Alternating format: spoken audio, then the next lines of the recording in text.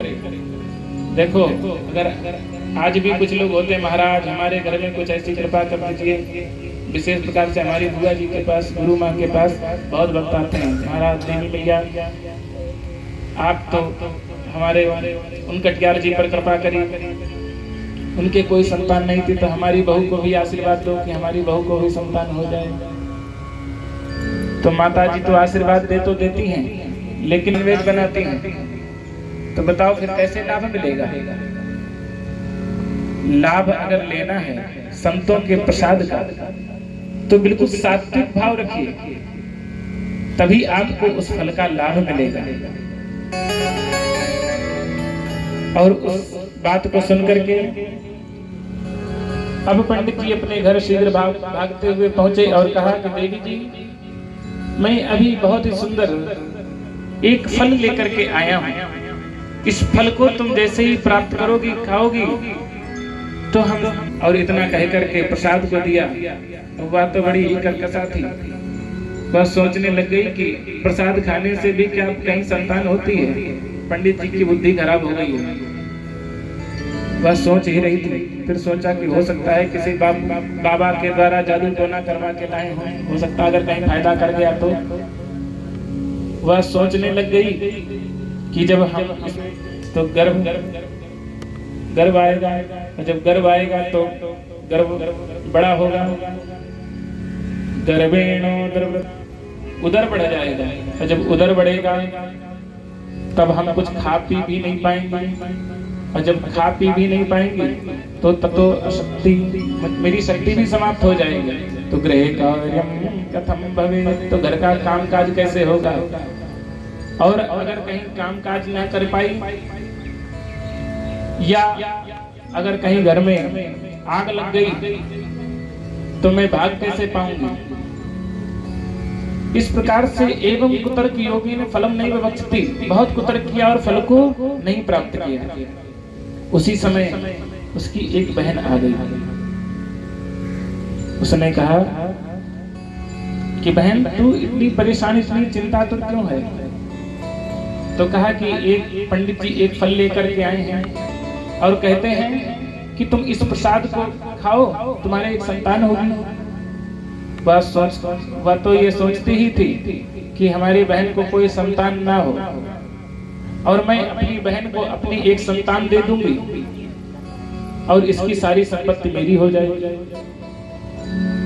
उसने कहा कि बहन तू इस फल की अगर परीक्षा लेना चाहती है, पहली बात इस फल से क्या कहीं संतान होती है?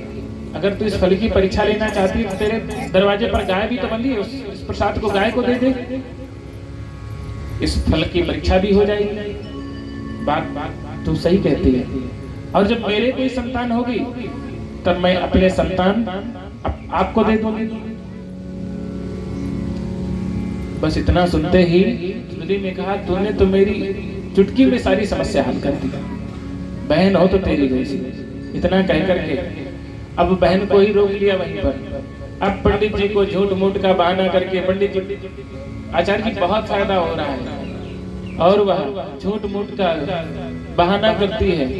कुछ ही दिन बाद जब समय आया तो उसने झूठ ही ढिंडोरा पिटवा दिया और कहा कि मेरे एक सुंदर संतान हुई है। अब तो पंडित जी बड़ा प्रसन्न हुए और कहा कि हम अपनी बहन को यहीं रख लें, कुछ दिन तक रहेगी, सेवा शुश्रूषा करेगी। अब पंडित जी तो बहुत प्रसन्न है और उस प्रसाद को गाय को दे दिया था। त्रिमासे निर्गते चाथ, 3 मास के बाद उस गाय ने भी बड़ा सुंदर एक पुत्र दिया। देखिए वैसे तो गाय का बछड़ा होता है, लेकिन संत का आशीर्वाद, संत का प्रसाद व्यर्थ तो जाता नहीं है। पुत्र ही हुआ, लेकिन अब गाय से हुआ तो कुछ तो अंश आ ही गया। तो उसके कान जो थे वे गाय के समान थे, तो उसका नाम तुरंत रख दिया गया गोकर्ण। बोले गोकर्ण महाराज की जय हो। अब जिस समय कहा कि अब गाय के बेटे का नाम रख दिया तो अपने बेटे के अभी नाम रख लें, तो जैसे ही नाम रखने जा रहे थे, अपना नाम आत्मदेव था तो सोचा अपने बेटे का नाम परमात्मदेव रखेंगे, लेकिन जैसे ही नाम रखने चले तो उसी समय धुंधली ने रोक दिया। अजी नाम आप कैसे रखोगे? कष्ट हमने सहा, 9 महीने हमने पेट में धरा, इसलिए नाम भी मैं ही धरूंगी। कहा कि ठीक है देवी जी नाम आप ही रख लो। तो कहा कि जैसे गाय के नाम से उसके बेटे का नाम गोकर्ण रखा गया, वैसे अपने नाम से अपने पुत्र का नाम, जैसे मेरा नाम धुंधली है तो मैं अपने बेटे का नाम धुंधकारी रखती हूँ। बोले धुंधकारी महाराज की जय हो। देखिए यथा नामो तथा गुण, धुंधली का धुंधकारी ही होता है। धीरे धीरे कहा कि बड़े हुए बालक कि यत्कालीन तौ जातौ तरुणौ तनया विभौ गोकर्णो पंडितो ज्ञानी धुंधकारी महाखलः। देखिए ख्याति दोनों ने प्राप्त करी, लेकिन एक कुख्यात हुआ, एक विख्यात हुआ। कुख्याति किसने प्राप्त करी? धुंधकारी ने। और विख्यात कौन हुआ? गोकर्ण महाराज। धुंधकारी महाखलः, संतों ने बड़ा ही सुंदर अर्थ लगाया। खल का अर्थ क्या होता है? दुष्ट, लेकिन बड़ा सात्विक अर्थ है। खा माने खाए और ला माने लड़ाई, उसी को खल कहते हैं। धुंधकारी महाखलः, बड़ा पापी, बड़ा दुराचारी। कोई संत महात्मा आ जाता गांव में तो उनके पीछे कुत्ते दौड़ा देता। कोई अगर रास्ता पूछता तो उनको गलत रास्ता बता देता।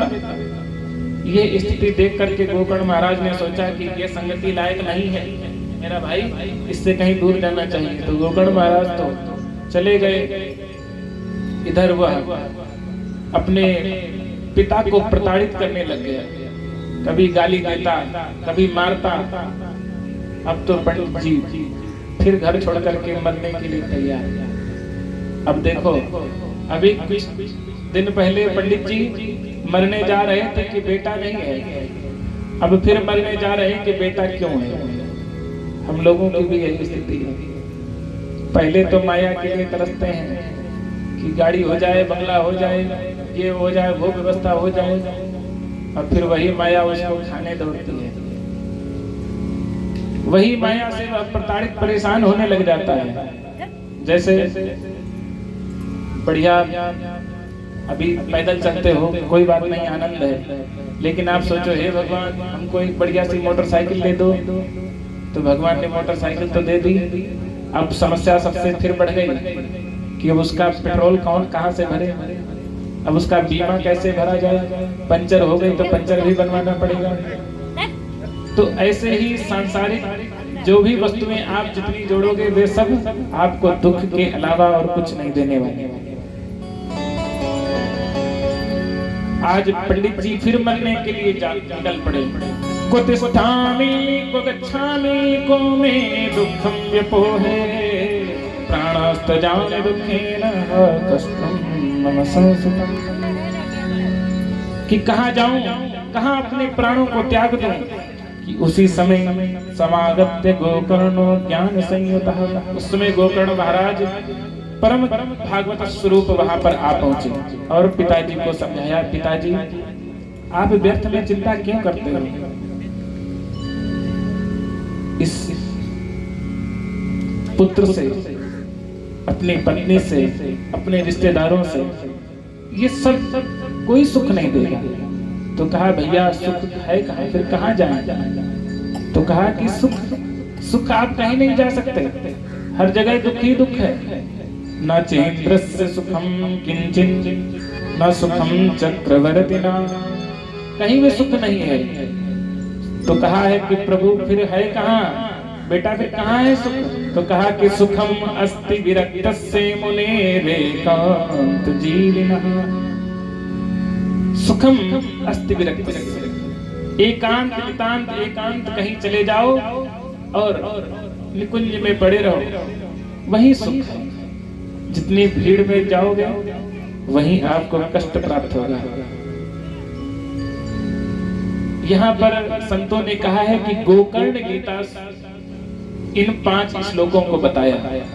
5 श्लोकों में ऐसा दिव्य ज्ञान दिया है गोकर्ण जी ने कि आत्मदेव का समस्त अज्ञान रूपी अंधकार दूर हो गए। और कहा कि पिताजी धर्मं भवजस्व सततं त्यज लोक धर्मं धर्मं भवजस्व सततं त्यज लोक धर्मं धर्मं भवजस्व सततं त्यज लोक धर्मं सेवस्व साधु पुरुषान् जय काम तृष्णा अन्यस्य दोष गुण चिंतन माश मुक्त्वा सेवा कथा रस्मो नितरां पिबत्तं नितरां पिबत्तं सेवा कथा रस्मो नितरां पिबत्तं धर्मं भजस्व सततम हमेशा हमेशा धर्म का आचरण करो। त्यज लोक धर्मान और इन सांसारिक कामों को छोड़ करके सर्वान धर्मान परित्यज्य मामेकं शरणं व्रज सब छोड़ करके केवल भगवान की ही शरण में रहो। और कहा अन्यस्य दोष गुण चिंतन मासु मुक्ता किसी अन्य के दोष और गुण इनकी सबका चिंतन करना छोड़ दो। देखो अगर किसी के दोष को देखोगे तो उससे घृणा करोगे और अगर उसके गुण को देखोगे तो उससे आसक्ति बढ़ेगी। इसलिए ना किसी के दोष को देखो ना किसी के गुण को देखो।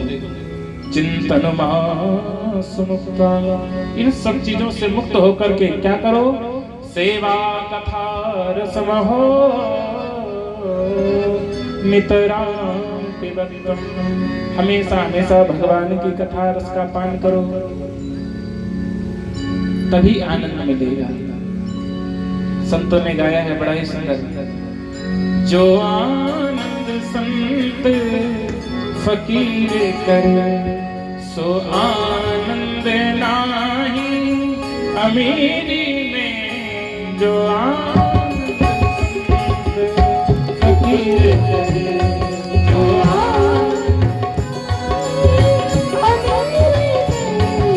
आनंद संत फकीर करे सो आनंद नाही अमीरी में जो आनंद संत फकीर करे सो आनंद नाही अमीरी में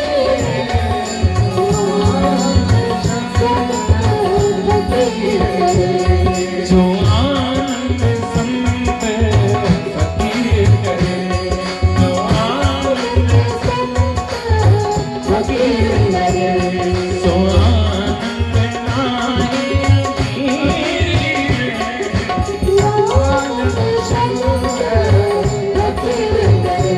जो आनंद संत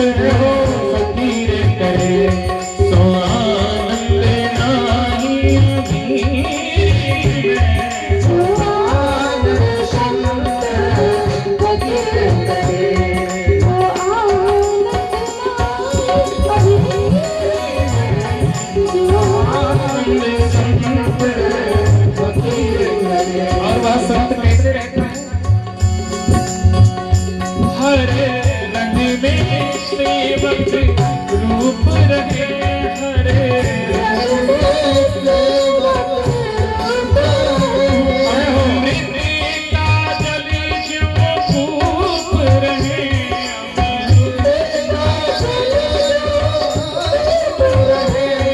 सत्य करे चूप रहे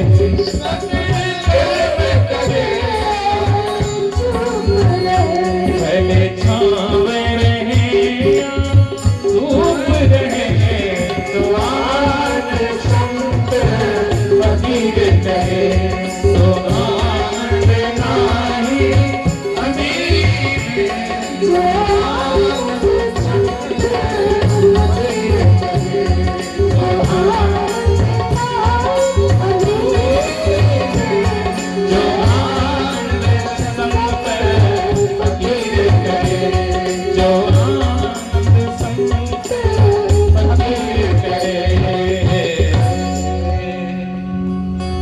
कोई तन दुखी कोई मन दुखी, कोई फिरत उदास। जय हो हे पिताजी, कोई सुखी नहीं है यहाँ। कोई तन दुखी कोई मन दुखी, कोई फिरत उदास, थोड़े थोड़े सब दुखी, सुखी राम के दास। थोड़े थोड़े सब दुखी, सुखी राम के दास। सुखी राम के दास। भगवान के जो भक्त होते हैं, जो है भगवान के दास, वे कभी नहीं होते हैं उदास। इसलिए भगवान के दास बन। और कहा कि पिताजी 4 दिनों की प्रीत जगत में, 4 दिनों के नाते हैं। पिताजी बड़ी छंद को बड़े ही ध्यान से सुनना, हम सबके जीवन में ये उतारने लायक है। 4 दिनों की प्रीति जगत में, 4 दिनों के नाते हैं। पलकों के पर्दे गिरते ही सब नाते तो मिट जाते हैं। पलकों के पर्दे गिरते ही सब नाते तो मिट जाते हैं। जिनकी चिंता में तू जलता, वे ही तेरी चिता जलाते हैं। जिन पर रक्त बहाए जल सम, जल में वही डुबाते हैं। 4 दिनों प्रीत जगत में, 4 दिनों के नाते। हम सबके जीवन में यही होता है। घर के स्वामी के जाने पर, पिताजी आप सोचो मैं घर में ही बने रहूंगा तो घर वाले हमारी इज्जत करेंगे। अरे आपके मरने के बाद जानते हो क्या होगा? घर के स्वामी के जाने पर घर की शुद्धि कराते हैं। पिंड दान कर प्रेतात्मा से अपना पिंड छुड़ाते हैं। पिंड दान कर प्रेतात्मा से अपना पिंड छुड़ाते हैं। चौथे से 40वें दिन तक हर एक रस्म निभाते हैं। और क्या करते हैं? मृतक के लौटाने का कोई जोखिम नहीं उठाते, कि ऐसा ना हो कहीं मृतक लौट आए, कहीं ऐसा ना हो कि बहू के ऊपर आने लग जाए कि हम बाबा हैं, अब हम तभी जाएंगे। फिर उनको बालाजी लिए घूमो कि हमारे बहू को छोड़ो, पिताजी बाबा जी। तो उसके लिए न जाने कितने क्रियाएं करते हैं। आदमी के साथ जाते जाते उसका खत्म किस्सा हो गया। आग ठंडी हो गई, चर्चा भी ठंडा हो गया। जब तक चिता में आग जाती रहती है तो सब लोग कहते हैं बड़ा अच्छा आदमी था। अगर कोई दुष्ट आदमी कितना भी दुष्टता करता हो फिर भी कहते हैं कि कुछ तो इसमें अच्छाई भी थी। चलता फिरता था जो आजकल बनकर वो तस्वीर आज लग गया। दीवार पर मजबूर कितना हो गया। दीवार पर उसे लटका दिया जाता है। हम लोगों की भी यही गति होती है। ये सत्कर्म, ये कथाएं, ये सत्संग, ये संतों की वाणी बार बार इसीलिए तो जगाती रहती है कि बहुत मोह मत करो, अपना कर्म करो, अपना कर्तव्य करो। अगर आप किसी के पति हैं तो पति का कर्तव्य निभाओ, किसी की पत्नी है तो पत्नी का कर्तव्य निभाओ, और बड़े ही भाव के साथ एक पूजा की तरीके से अपने कर्तव्यों को निभाओ। तभी तो कहा गया है वर्कित वर्शिप, कर्म ही पूजा है। लेकिन आप भगवान के सामने खूब सुबह शाम धूप बत्ती दिया बत्ती भोग लगाओ और घर में जाके झगड़ा करो तो भैया ये सब पूजा पाठ करते हैं। इसलिए अपने कर्म को सुधारो और अपने कर्म को भगवान के श्री चरणों में समर्पित करो। इस प्रकार से सुनकर के आज आत्मदेव दिव्य ज्ञान प्राप्त हो गया। युक्तो हरेनुदिनं परिचर्ययासो श्री कृष्णमापनियतं दशमस्य पाठा एवं सुतोक्ति वसतो गृहं विहाय अपने सुत अपने पुत्र की बात सुन करके घर को छोड़ करके और वन की ओर चले गए और वन में पहुंच करके दशम स्कंद का पाठ करके मुक्ति को प्राप्त किया। बोले भागवत भगवान की जय हो। देखिए घर एकदम नहीं छूटता है, छोड़ने की भी आदत बनानी चाहिए। आदत हम बता देते हैं आपको। जैसे रामनगरिया लगती है, हमारे परम पूजनीय प्रातः स्मरणीय गुरुदेव भगवान के छोटे भ्राता हमारे गुरु पूजनीय उपेंद्र शुक्ला जी रामनगरिया लगवाते हैं। ये कहीं भी चौकी पे जाते हैं मंदिर बनवा देते हैं और उस मंदिर में संतों को बुलाते हैं और वहीं रामनगरिया लगने लग जाती है।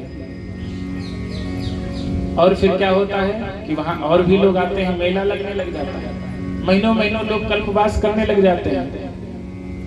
मुद मंगलमय संत समाजु जीव जग जंगम तीर्थ राज, जहां पर संत भक्त रहते हैं वहां तो तीर्थराज बन जाता है। तो पहले तो धीरे धीरे आदत डालो 7 दिन की। पहले तो एक ही दिन की आदत डालो, जैसे आज 7 दिन की कथा चल रही है, दूसरा दिन है, तो पहले तो आदत डालो कि हम 6 घंटे घर से दूर रहेंगे, तो यहाँ आओ और कथा को सुनो। फिर धीरे धीरे आदत डालो 12 घंटे की, फिर 24 घंटे की, फिर 7 दिन की, फिर महीने भर की। अब एकदम अगर घर छोड़ोगे तो घर वाले मोहल्ले वाले रोएंगे कि अच्छे बाबा बने जा रहे हैं। और धीरे धीरे अगर घर को छोड़ोगे तो घर वालों को भी आदत हो जाएगी कि चलो भगवान के भक्त हैं, भजन किया करते हैं। तो पहले तो 7 दिन के लिए घर को छोड़ो, फिर महीना भर के लिए, फिर साल भर के लिए, तो किसी को कष्ट भी नहीं होगा। और उर्वा रुक्मि बंधना चोर मुछिए मांगता। जिस प्रकार से एक ककड़ी पक जाती है और वह अपने नार को छोड़ देती है, बस वैसे ही भगवान की भक्ति से जब आप पक जाओगे तो ये संसार रूपी नार छूट जाएगा और कोई कष्ट भी नहीं होगा। बोले कृष्ण भगवान की जय। अब पिता के जाते ही वह धुंधकारी तो और परम स्वतंत्र हो गया। इधर माँ को पीटने लग गया कि बताओ पिताजी ने सब धन कहाँ रखा है।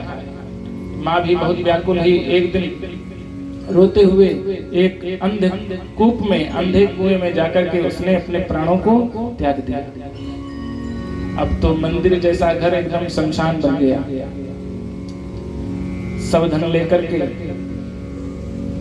पंच वैश्याओं को अपने घर में रखने लग गया।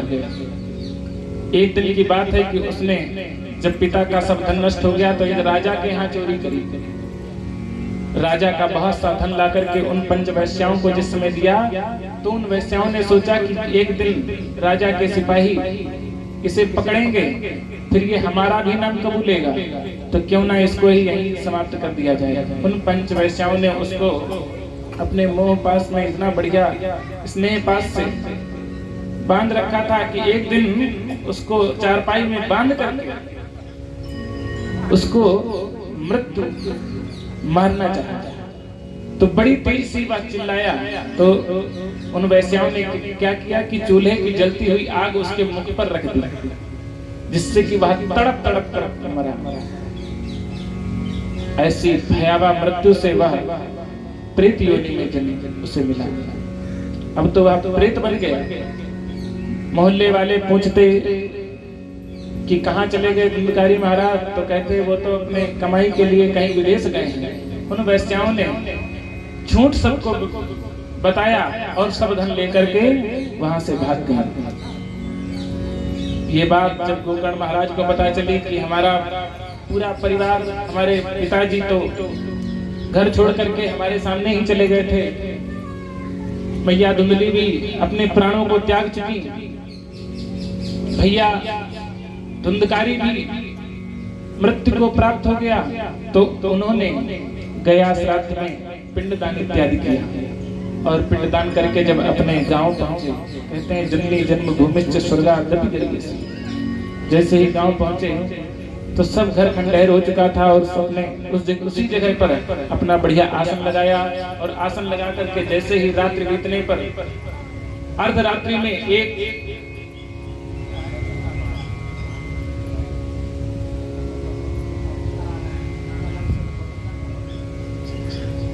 देखिए, कथा कोई भी कराए, दान और धर्म सबका हक है। कथा कोई व्यक्ति विशेष थोड़ी ना है। हाँ, कौन सा?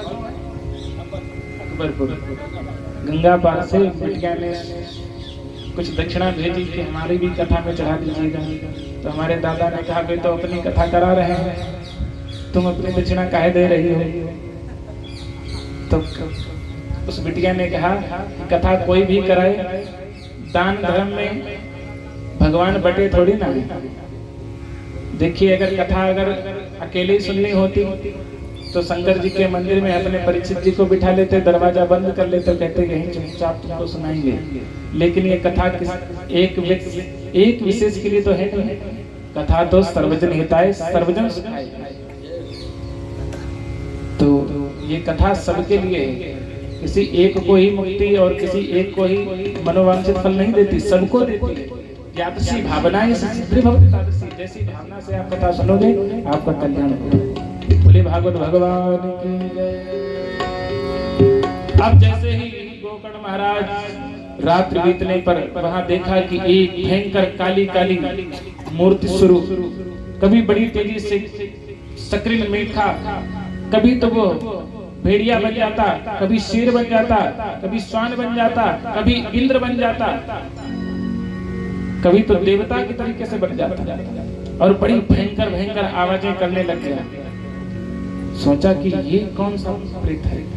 उसी समय गोकर्ण महाराज ने जल लिया और गायत्री मंत्र, सिद्ध मंत्र, देखिए गायत्री तो सबको आती है, आजकल जगह जगह विद्यालयों में भी मंत्र रटाया जाता है, लेकिन मंत्र भैया तभी फायदा करता है जब उससे सिद्ध कर लोगे। आप सोचो कि हमको मंत्र आता है और आप जाकर के किसी के ऊपर आ रहा हो भूत प्रेत और उस पे आप छिड़क दो, हो सकता है आप ही पे सवार हो जाए। इसलिए मंत्र को पहले सिद्ध करिए, खूब जपिए। जब आपको सिद्ध होगा तभी आप दूसरे का कल्याण कर सकते हो। जब आप अपना खुद नहीं कल्याण कर सकते तो दूसरे का कल्याण क्या करोगे। अब सिद्ध मंत्र गायत्री का जप करके जैसे ही जल का छींटा मारा अभिमंत्रित करके, तो उसी समय वह रुक गया। लेकिन अब बोलने की शक्ति नहीं आई, तो पुनः जल छोड़ा, तब बोलने की शक्ति आई। तो पूछा कि कौन हो? तब कहा कि अहम भ्राता तुदीयोस्मि धुंधकारी नामता, भैया मैं तुम्हारा ही भाई हूँ, मेरा नाम धुंधकारी है। तब कहा कि मैंने तुम्हारे लिए तो बहुत गया श्राद्ध इत्यादि पिंडदान किए, सब तीर्थों में जाकर के श्राद्ध कर्म किया, तब भी तुम्हारी ये गति।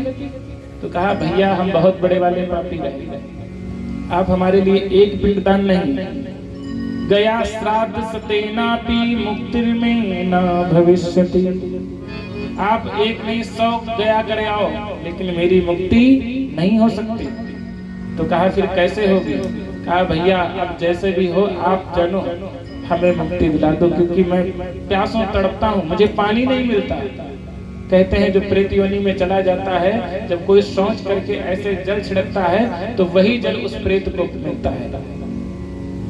बहुत गरम गरम जल उसे पीने को मिलता है। इस प्रकार से बात सुनकर के आज गोकर्ण महाराज को बड़ी ही दया आ गई। प्रातः काल होते ही जिस समय सूर्यार्घ दे रहे थे गोकर्ण महाराज के, उसी समय मंत्रों के द्वारा सूर्य भगवान को रोक लिया और कहा, अपना पूर्ण वृत्तांत सुनाया। तब सूर्य भगवान ने कहा कि श्रीमद् भागवतान मुक्ति सप्तावचनम करो, श्रीमद् भागवत कथा का वाचन करो, हे गोकर्ण तुम्हारे भाई को अवश्य मुक्ति मिल जाएगी।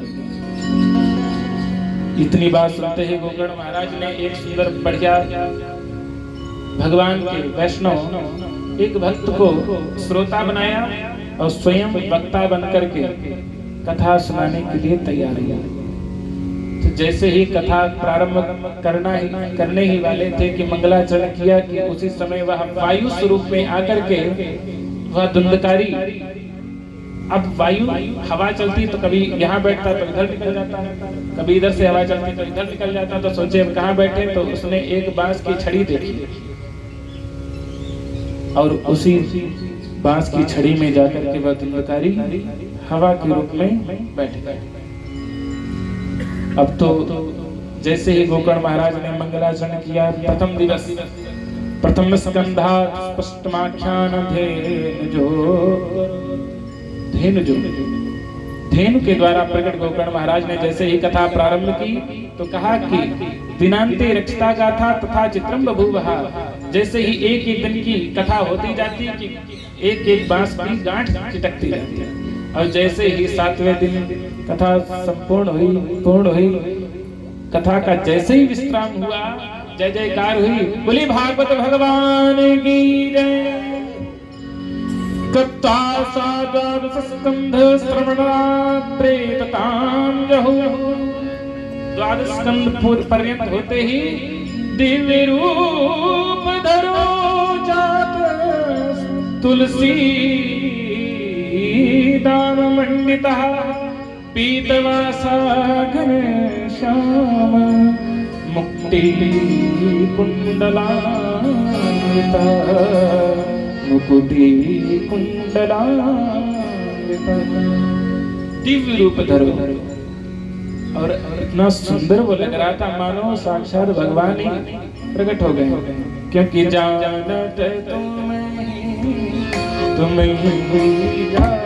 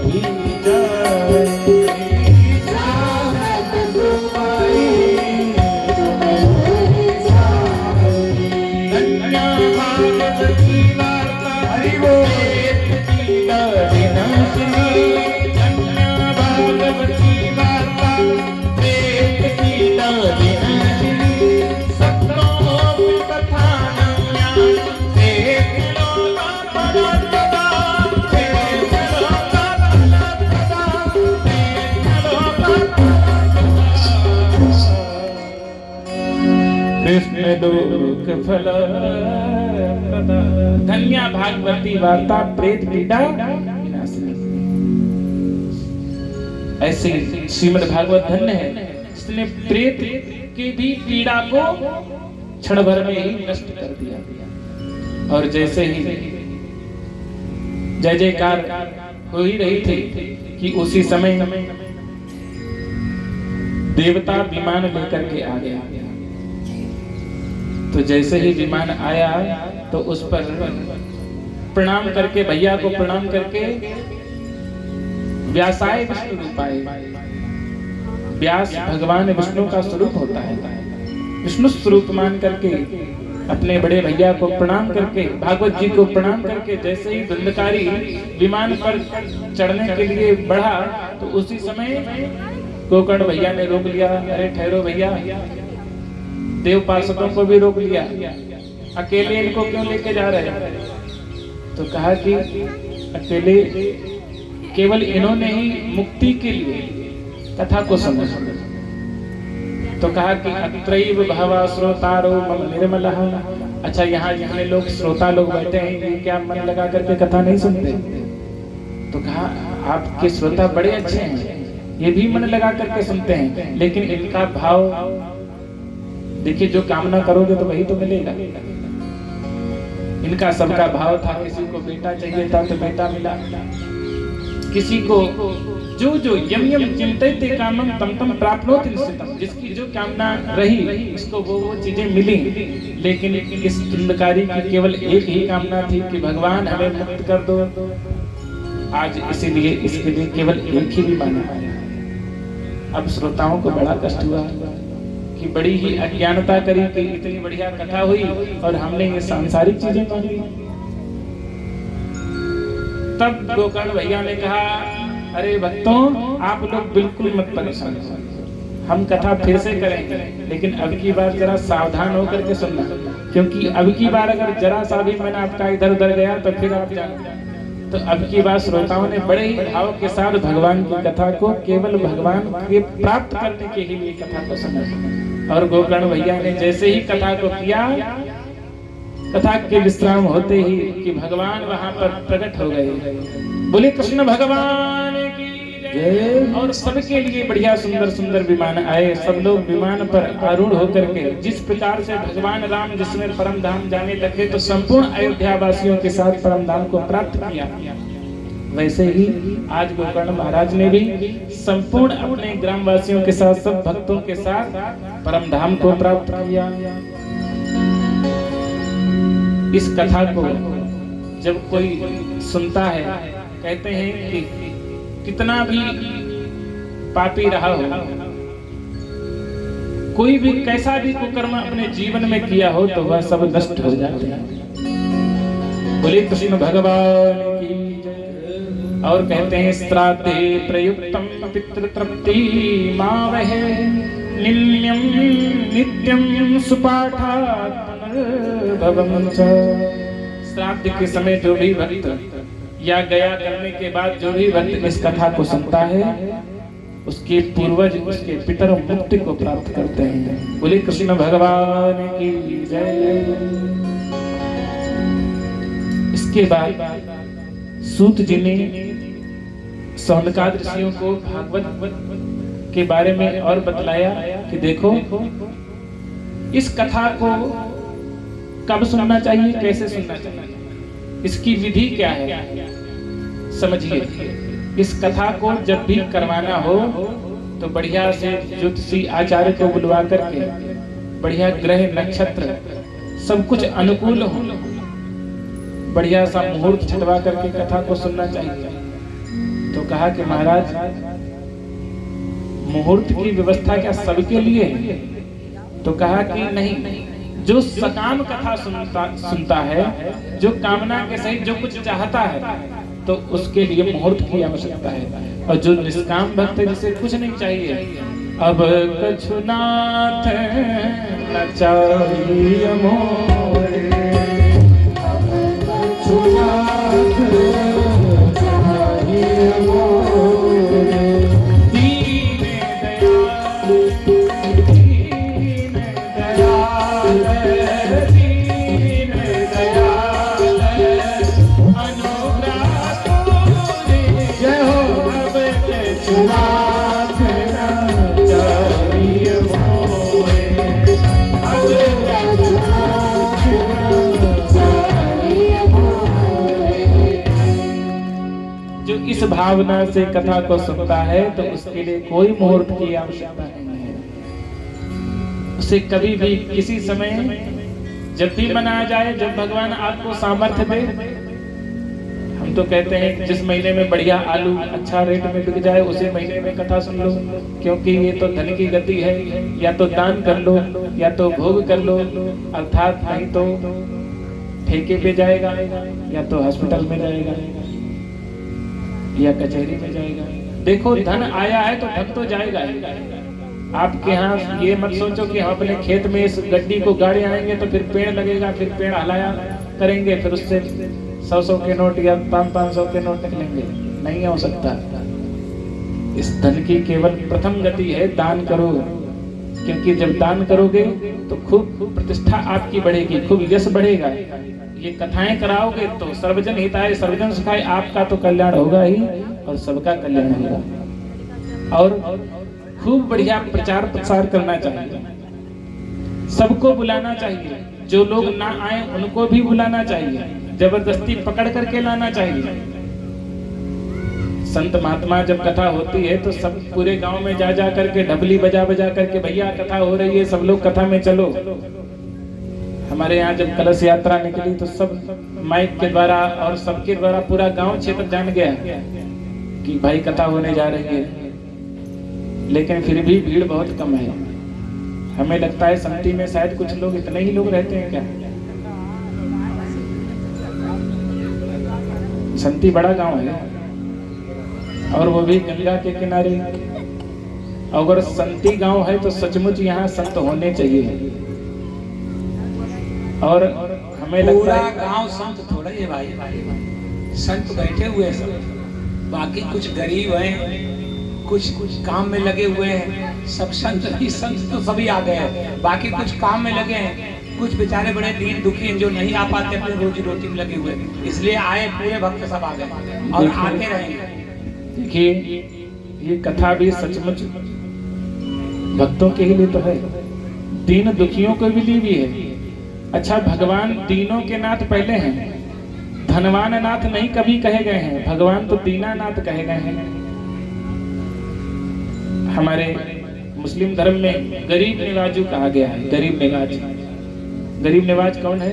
भगवान, वह परमात्मा। और हमारे यहाँ कौन है? दीनानाथ। तो अगर आप दीन दुखी हैं, पीड़ित हैं, धंधा नहीं चल रहा है,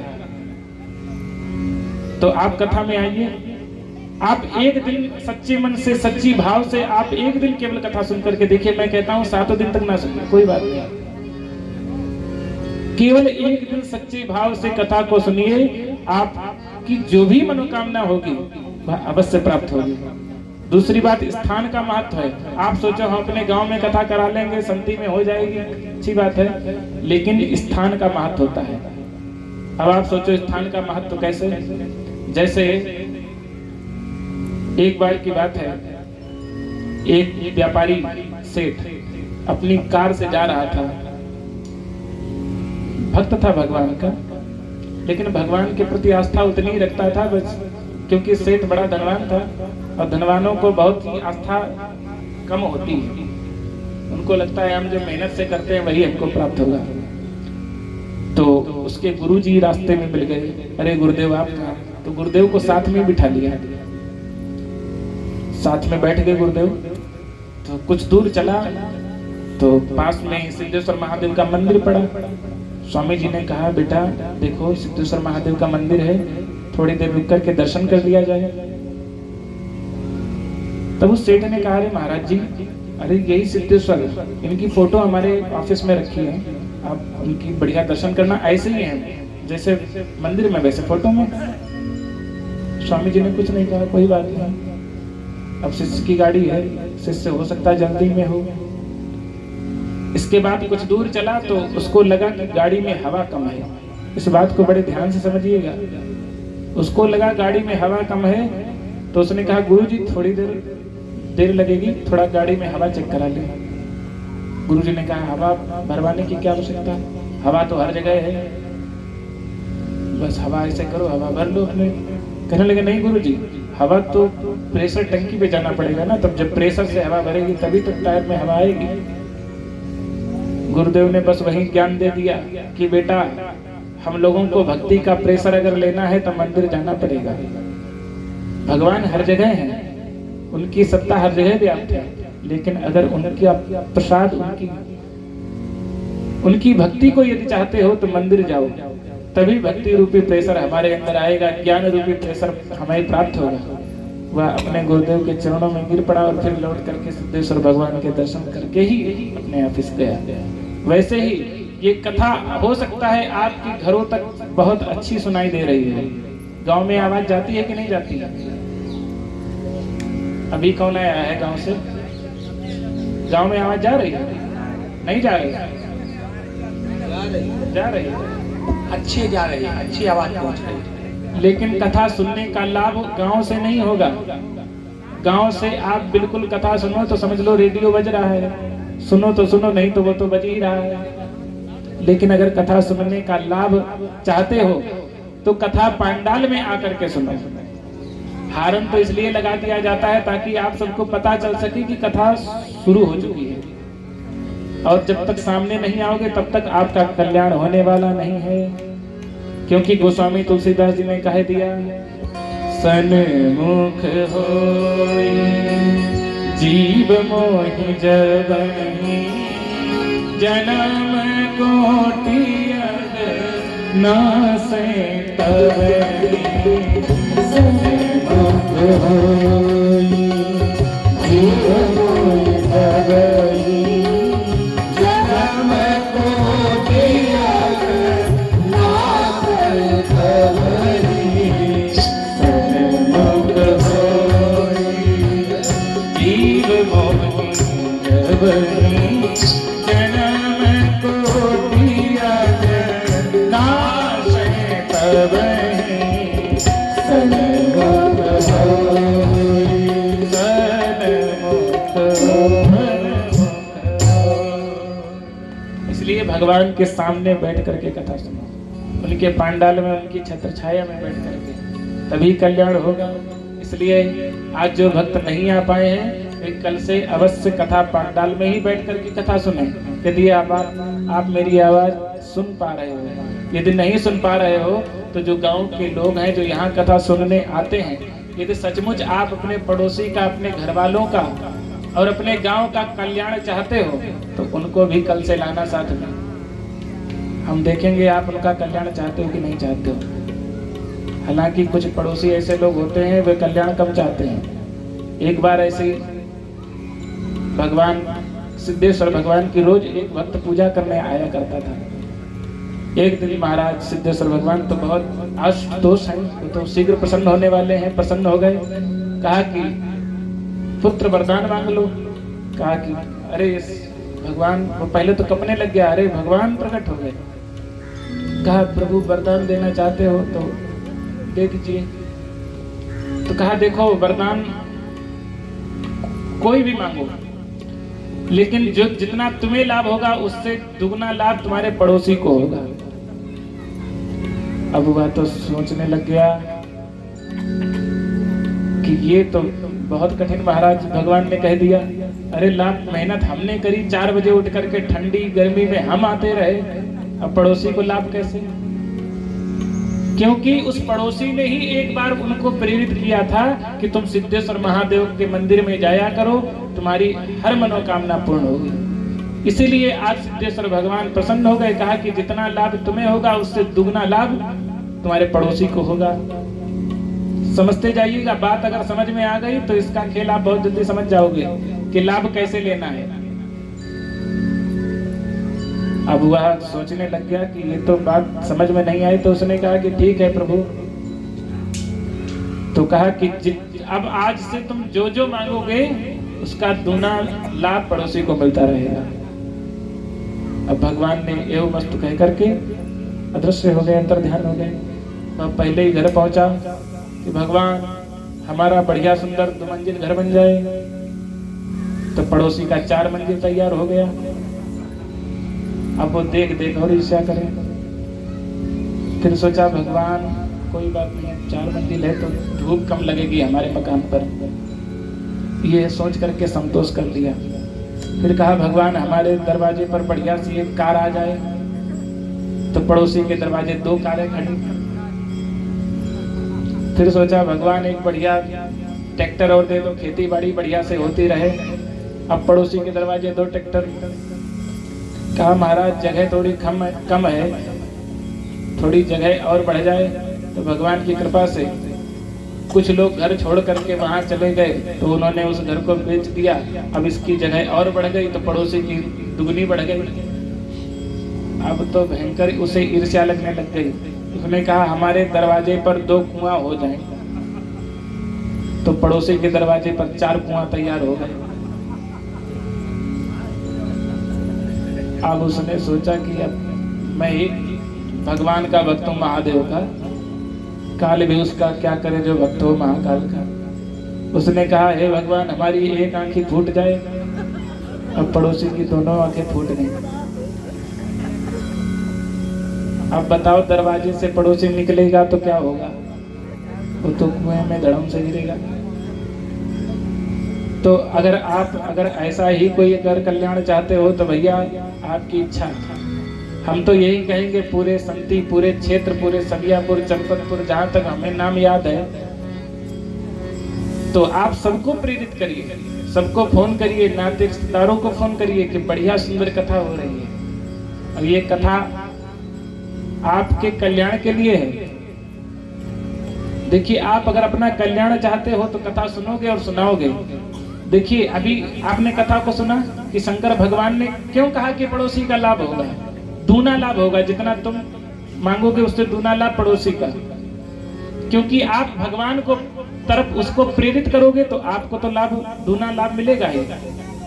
जिस प्रकार से LIC एजेंट जो होते हैं वे बार बार आपके पास आएंगे, बार बार यही कहेंगे बीमा करा लो, और नई नई योजनाएं आपको बताएंगे, इसमें ये लाभ है, सुकन्या धन में ये लाभ है, तुम्हारी बिटिया के समय जब विवाह होगा तो इतना पैसा मिलेगा, जब तुम बुढ़े हो जाओगे तो तुम्हें 5,000 महीना पेंशन आया करेगी। इतने तुम्हें प्लान बता देंगे, लेकिन अपना लाभ कुछ नहीं बताएंगे, सारे लाभ आपके ही गिनाएंगे। अच्छा उनसे कभी उनका लाभ पूछा है कि इसमें तुम्हारा लाभ कितना होगा? किसी ने बताया LIC एजेंट ने? ना उसने बताया होगा, ना ही आपने पूछा होगा, क्योंकि उसने आपको ही इतने लाभ बता दिए। बस उसी प्रकार से संत महात्माओं का भी यही काम होता है, बार बार आपको प्रेरित करेंगे, भगवान का खूब भजन करो, खूब भगवान की कथा करो, लेकिन अपना लाभ कुछ नहीं बताएंगे कि हमारा इसमें क्या लाभ मिलता है। कहते हैं जो भगवान की तरफ जो प्रेरित करता है, जो भजन करता है, कथाएं करता है और कथाएं करवाता है, उसको भगवान अपना अनन्य भक्त मान लेते हैं। भगवान का सबसे लाडला, सबसे दुलारा, सबसे प्रिय भक्त हो जाता है। जैसे कि प्रत्यक्ष उदाहरण ले लीजिए, हो सकता है कि आप सब लोग जानते हो, यहाँ हर साल कथा होती है और इसमें सबसे अगुवाई गांव के कुछ प्रतिष्ठित लोग करते हैं, जिनमें एक सज्जन भैया जी हैं, सज्जन मिश्रा जी है ना, तो वे अगुवाई करते हैं। तो यहाँ पर कुछ भी काम होता है तो सब लोग कहते हैं अरे वो तो सज्जन जी करवा रहे हैं।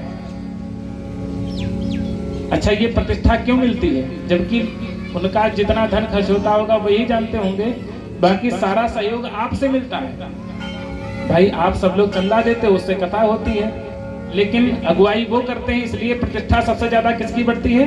सज्जन जी की। इसलिए भगवान के सबसे लाडले दुलारे भक्त कहे जाते हैं कि भैया अरे कुछ लोग अभी एक दिन कह रहे वो तो मंदिर तो हमें लगता है उन्हीं का हो गया है। तो ऐसा कुछ नहीं, भगवान कहीं बटे नहीं है। बस यही है कि भगवान की ज्यादा सेवा आप करोगे तो भगवान आपके हो जाएंगे, आप करोगे तो आपके हो जाएंगे, लेकिन आप करो तो सही। आप करना चाहते नहीं हो, फिर कहते हो भगवान हमारे हो जाए, तो कैसे हो सकते हैं? इसलिए सब लोग धर्म करिए और सबको प्रेरित करिए कि चलो चलो आप भी चलो, साथ में कम से कम 5-5, 10-10, 11-11 लोगों को प्रेरित करो कि चलो भैया कथा होने जा रही है। अगर बिछावन कम पड़ेगी तो बिछावन और बढ़ाई जाएगी। पहली बार बिछावन खूब है, खूब व्यवस्था है, आप आइए, खूब कथा में आनंद लीजिए। बोले भागवत भगवान की जय हो। और कथा किससे सुननी चाहिए? बड़ा ध्यान देने योग्य बात है। आज की स्थिति परिस्थिति समय बिगड़ रहा है और आप लोग भी भटक रहे हो। जरा जान लीजिए कथा किससे सुननी चाहिए। कहा है विरक्तो वैष्णवो विप्रो, जो विरक्त हो, वैष्णव हो, विप्र हो, अर्थात भगवान का भक्त हो, ब्राह्मण हो, वेद शास्त्र विशुद्ध कृत और समस्त वेद वेदांत को जानने वाला हो, दृष्टान कुशलो धीरो, और अपनी बात को समझाने के लिए आपको अनेक अनेक दृष्टांत देने में सकुशल हो कि आपके हृदय में वो बात कैसे उतरे, ऐसा वक्ता होना चाहिए। और कहा कि विष्णु दीक्षा विहीनानाम, जिसने भगवान की वैष्णव दीक्षा नहीं ली है, नाधिकारा कथा श्रवे, ना ही उससे कथा सुननी चाहिए और ना ही सुनानी चाहिए। जो वैष्णव नहीं है, जो भगवान का भक्त नहीं है, उससे कथा नहीं सुननी चाहिए। अब आज के समय में सब अन्य अन्य वर्णों में कथाएं करने वाले हो गए हैं, फिर भी अधर्म होता है। हमें लगता है कि केवल धर्म के पीछे कहीं ना कहीं व्यापार हो रहा है, और व्यापार ही नहीं, कहीं ना कहीं कमी हम लोगों की ही रही। अगर हमने अपने 4 बेटों में से अगर एक बेटा बढ़िया आचार्य बनाया होता तो आज ये समस्या ना झेलनी पड़ती। हमारे गुड्डन चाचा कह रहे थे कि अपने संती क्षेत्र में भी अभी ये समस्या बढ़ रही है। ब्राह्मण तो बहुत हैं, लेकिन कर्म कांड कराने वाले उंगली पर गिनने वाले रह गए हैं। उंगली के पोटे ज्यादा पड़ जाएंगे, लेकिन ब्राह्मण शायद 1-2 ही मिलेंगे। हर कोई चाहता है कि हमारे यहाँ बढ़िया शुद्ध सत्यनारायण कथा हो, लेकिन अपने बेटे को सत्यनारायण कथा कराना कोई नहीं चाहता। क्यों? क्योंकि अगर वो संस्कृत पढ़ेगा और संस्कृत पढ़ने के बाद जब आपके यहाँ सत्यनारायण कथा करने आएगा, तब आप उसे कितने रुपए देते हो? 101, 201। गांव हो सकता है थोड़े बिल्लौर या अच्छे संपन्न हो तो 500 रुपए देते होंगे। पूरे दिन की दिहाड़ी केवल आपने 500 रुपए दी। अब पहले हमारी गुरु माँ कह रही थी कि 20 आना चलते थे, बताओ 125 रुपया। और 125 रुपये में पंडित जी सत्यनारायण कथा करेंगे तो परिवार का पालन पोषण कैसे होगा? और आप अपने बेटे को चाहते हो कि हमारा बेटा इंजीनियर बने, डॉक्टर बने, मास्टर बने, लेकिन अगर कोई ब्राह्मण बालक अगर अपने बच्चे को यही पढ़ा करके अगर वही 100 रुपए अगर उसे प्राप्त हुए तो क्यों पढ़ाएगा? नहीं पढ़ाएगा। वो भी अपने बच्चे को डॉक्टर बनाएगा, मास्टर बनाएगा। तो कहीं ना कहीं आप लोग ही उसे मजबूर कर रहे हो अपने कर्म करने पर। इसलिए मैं तो कहूंगा कि अपने ब्राह्मण वर्ग को फिर से सुधारो। अगर आपको 2 बेटे या 3 बेटे हुए हैं तो उसमें से एक बेटा बढ़िया संस्कृत पढ़ाइए और उससे संस्कृत पढ़ा करके अनेक वेद और शास्त्र पढ़ा करके बढ़िया उसे उस लायक बनाइए जैसा पूज्य गुरुदेव ने हमें बनाया। बोले सद्गुरु गुरुदेव भगवान की जय हो। बड़ी एक विशेष बात आपको बतलाऊं। जिस समय प्रथम दिन हम लोग यहाँ की तैयारी में आए तो एक दादा बैठे हुए थे, शायद उनका नाम राधे श्याम जी तिवारी है। तो वे पूछ रहे थे कि ये भैया कौन है? हम कई बार आए हैं गांव में तो हमको कुछ लोग ज़्यादा जानते हैं। तो कहा कि ये भैया कौन है? तो कहने लगे कि नहीं वो तो सियाराम जी का बेटा है, हमको बताया। कहने लगे ये शिष्य है। तो एक दादा बैठे हुए थे, बाबा शिवा बाबा, वो कहने लगे नहीं ये शिष्य है और ये बेटा है और दोनों ही बेटे जैसे हैं। अब देखो विशेष बात, गुरुदेव ने शादी की नहीं, परिवार बनाया नहीं, लेकिन बेटे 2-2 भगवान ने दिए। गुरुदेव ने स्वयं अपने मुख से कहा और मुझे इतनी खुशी होती है कि ऐसा लगता है कि बहुत कुछ मिल गया। गुरुदेव ने कहा एक परंपरागत पुत्र है जिसको हमने गोद लिया और ये शिष्य पुत्र है। शिष्य भी पुत्र के ही समान होता है। जितनी भौतिक संपत्ति थी वो हमने अपने इस बेटे को दी है, और जो आध्यात्मिक संपत्ति है जो आप लोगों के बीच में लिए बैठा हूँ, ये संपत्ति गुरुदेव ने ही मुझे दी है। तो ये संपत्ति मुझे विरासत में मिली है। बोले सद्गुरुदेव भगवान की जय। तो गुरुदेव की बड़ी कृपा है। बड़ा ही सुंदर भाव है कि जब मैं गुरुदेव के पास आया था तो सोचा करता था गुरुजी के पास बढ़िया हारमोनियम बजाते हैं, मैं भी हारमोनियम बजाऊंगा और गाने गाया करूंगा, भजन गाया करूंगा। लेकिन गुरुदेव ने ऐसा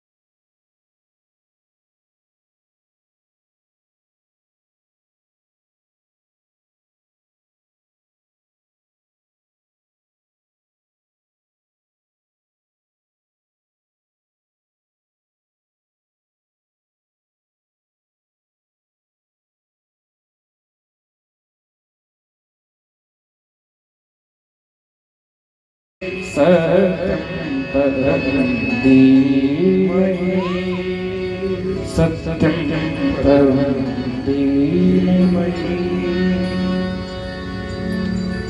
श्रीमद् भागवत प्रथम स्कंद का प्रथम अध्याय का प्रथम श्लोक।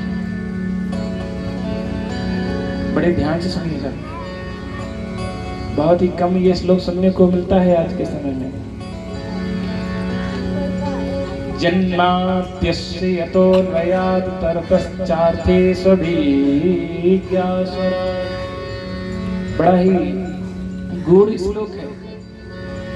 प्रथम श्लोक में ही बड़े बड़े विद्वान गोते लगाते रह जाते हैं। ये श्रीमद् भागवत का प्रथम श्लोक कहां से लिया? ब्रह्मसूत्र। ब्रह्मसूत्र में प्रथम जो सूत्र है अथातो ब्रह्म जिज्ञासो, दूसरा सूत्र है जन्माद्यस्य यतः। ब्रह्मसूत्र की द्वितीय सूत्र से श्रीमद् भागवत कथा के मंगलाचरण का प्रथम श्लोक व्यास जी ने लिखा। और वह श्लोक कैसा है? भगवान की स्तुति की, किसी नाम विशेष नहीं। देखिए, मंगलाचरण भी 3 प्रकार का होता है। वस्तु निर्देशात्मक, आशीर्वादात्मक और निर्देशात्मक। मंगलाचरण इसमें जो किया गया है बड़ा ही सुंदर मंगलाचरण है। सत्यम परम धीमहि, सत्यम परम धीमहि। किसी भगवान का नाम नहीं लिया है। जैसे गोस्वामी तुलसीदास जी ने तो बंदों प्रथम मही सुचरना मोज निसंशय सब हरना, किसी को छोड़ा ही नहीं। लेकिन इसमें किसकी प्रार्थना की? परम सत्य स्वरूप, जहां कोई असत्य नहीं है। सत्यम परम धीमहि। तो कहा कि वे कैसे हैं भगवान? जन्माद्यस्य यतः। जन्माद्यस्य, जन्म से लेकर के जन्म, पालन और संहार, इन तीनों को करने वाले यतोऽन्वयात् चार्थे स्वभिज्ञास्वराट्। और वे संसार में व्याप्त हैं। कैसे? जैसे किसी शब्द में अर्थ विद्यमान रहता है, वैसे ही भगवान भी में विद्यमान है। स्वराट, जो पर ब्रह्म विराट स्वरूप है। तेने ब्रह्म। बड़ा ही ध्यान से सुनिएगा, आपका मन अगर इधर उधर भटकेगा तो कथा समझ में नहीं आएगी, थोड़ी कठिन है। देखिए, दवा जितनी कड़वी होती है उतनी ही जल्दी फायदा करती है। काढ़ा जितना कड़वा होगा उतनी जल्दी आपके बुखार को उतारेगा, और जितना मीठा होगा, कहते हैं होम्योपैथिक दवा जो होती है मीठी मीठी गोलियां होती है। और वो भी कैसे फायदा करती है? कुछ लोग बताते हैं कि ये पहले रोग को बढ़ाती है फिर घटाती है, लेकिन ये दवा ऐसी है कि ना बढ़ाती है, सीधे सीधे घटा ही देती है। घटाती ही नहीं, खत्म ही कर देती है। ऐसी है श्रीमद् भागवत। तो तेने ब्रह्म हृदय आदि कवये, बड़े बड़े देवता जिनकी स्तुति करते हैं, आदि कवि, ब्रह्मा जी को भी जिन्होंने दिव्य ज्ञान दिया। मुह्यन्त यत् सूरया, बड़े बड़े परम विद्वान जिनकी स्तुति, जिनकी महात्म्य कह करके थकते नहीं हैं। तो वे कैसे हैं? वे दिखते कैसे? दिखते क्यों नहीं? तो कहा तेजो वारि मृदाम यथा विनिमयो। जैसे हम लोग कभी रोड पर चल रहे हों और रोड पर देखते हैं कि जल भरा होता है, लेकिन पास में जाकर के देखते हैं वहां जल नहीं होता है। बस वैसे ही परमात्मा है। हम संसार के लोगों में मृग मरीचिका की तरीके से परमात्मा को टटोलते हैं, लेकिन वे परमात्मा ऐसे ही थोड़ी ना प्राप्त हो जाते हैं। ये तो उनका केवल मात्र एक किरण पड़ गई तो आप उसी को परमात्मा समझ लेते हैं। कहते हैं कि जिनको पत्थर से हमने बनाया सनम वे खुदा हो गए देखते देखते। तो आप सोचते हो कि संसार में कोई भगवान है, तो वे भगवान नहीं है, ये तो केवल उसकी एकमात्र किरण पड़ी तो उससे आप भगवान समझने लग गए। आजकल संसार में बहुत भगवान प्रकट हो गए हैं और हम लोग यहीं भटक जाते हैं। यत्र त्रिसर्गो प्रसाद, और वह तीनों तापों को नष्ट करने वाले हैं। धामना सेन सदा निरस्त कुहकम, हमारे अज्ञान रूपी पर्दे को हटाने वाले। जैसे कोई कोहरा पड़ रहा हो और उस कोहरे में अगर आपको कहीं बाहर जाना हो, आप सोचो कि अगर ये तो कोहरा पड़ रहा है, हम कैसे जा पाएंगे बकोठी, तो आप कभी नहीं जा पाओगे। कोहरे में भी आप निकल लीजिए, जितना आप बढ़ते जाएंगे रास्ता आपको दिखता जाएगा। जैसे बहुत अंधेरा हो और आपको कहीं जाना हो इस समय रात्रिकालीन बेला में, तो अगर आपके पास गाड़ी में लाइट है तो आप चले जाओगे। वैसे ही इस संसार में अगर गुरु ज्ञान रूपी प्रकाश है आपके पास, तो आप कहीं भी चले जा सकते हो। सत्यम परम धीमहि, ऐसे सत्य स्वरूप परमात्मा को हम प्रणाम करते हैं। हमारी बुद्धि भगवान के श्री चरणों में लगे। सत्यम परम धीमहि, धीमहि शब्द दे करके ये प्रतीत होता है कि ये वेद का सार भी है, क्योंकि गायत्री मंत्र में धीमहि धियो यो नः प्रचोदयात्, यहाँ भी सत्यम परम धीमहि कहा। तो इससे यह सिद्ध होता है कि श्रीमद् भागवत का मंगलाचरण भी गायत्री मंत्र अर्थात वेद से लिया गया है। बोले भागवत भगवान की जय हो। तो हमें किसका ध्यान करना चाहिए? ऐसे परम सत्य स्वरूप भगवान का ही ध्यान करना चाहिए। देखिए श्रीमद् भागवत के प्रथम स्कंद के प्रथम अध्याय में 3 चीजें विशेष बतलाई हैं।